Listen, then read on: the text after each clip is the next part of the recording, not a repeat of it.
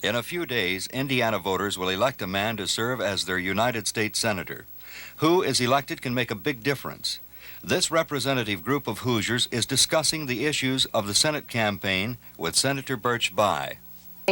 Indiana is ranking 50th out of 50 states, the amount of money that comes back to the state. You're our senator and a member of the Senate Appropriations Committee. Can you tell me why that is? Yeah, I've been very unhappy about that for some time. We've got a problem with money available in Washington, and our state legislators not passing legislation to get it back here. For example, there's just one program alone that has services for the elderly, disabled, retarded, blind, preschool education, alcoholism. We're entitled to $63 million to serve the people of Indiana. Our state legislators have brought back $8 million. There's a report that was prepared by the Indiana Department of Mental Health that charts a course telling how we can get $100 million a year, $100 million a year of our tax money back here. That's been on the governor's desk for over a year and nothing's happened. So I can provide that money in the Appropriations Committee, but we need state legislators who will vote to get it back here if we're going to make it work.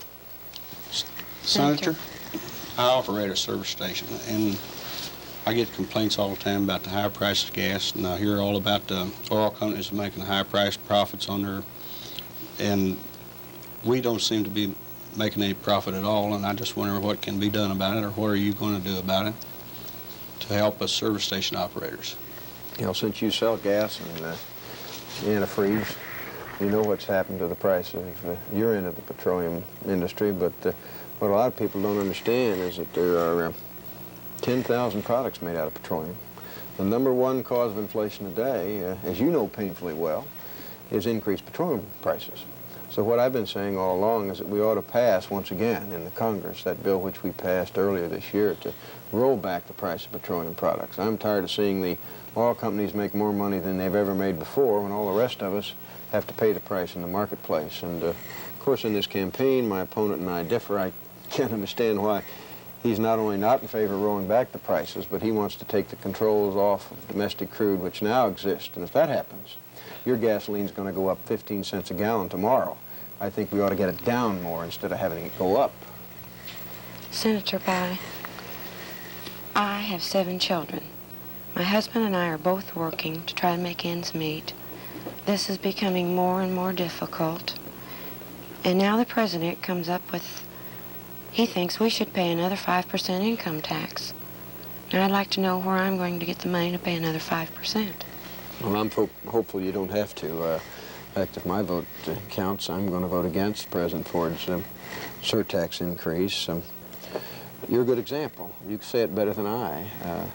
The average wage earner, the average family, and I expect that applies to all of us here, are already paying a good tax bill. Inflation is really hurting our family budget, yet there are some people, some wealthy people, who aren't paying any taxes, and some of the large corporations like, well, the oil companies are only paying 6% to begin with. So it seems to me that what we ought to do is to pass the bill like I tried to get passed earlier this year and have reintroduced now, to plug up those tax loopholes. Instead of asking your family to pay 5% more, let's get those that aren't paying taxes to pay their fair share. And that's what I think we ought to do. Senator, I'd like to ask a very basic question. That is, why should I vote for you? We have people like Agnew cheating on taxes and then copping a plea. We have President Nixon lying to us and then being pardoned by President Ford. You've been in the Senate now for 12 years, and we still have problems. So I want to know, why should I vote for you?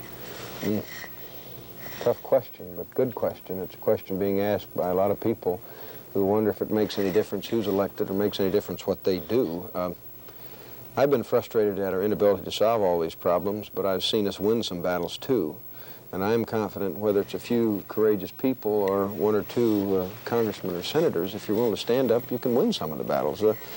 We fought President Nixon. We kept those 2 bad men off the Supreme Court of the United States. We fought John Mitchell when he was doing the bugging and this kind of thing. We kept him from repealing that law which gave people the right to vote. We repealed those corporate farm subsidies. I think if a few people are willing to stand up and fight in Congress and throughout the country, it does make a difference. Your vote can make a difference, really. I've seen it happen time and time again, and I hope the people will restore their faith in the system. We've got a great country. This discussion of the issues is paid for by Hoosiers for Birch Bayh, William T. Kelsey, Treasurer.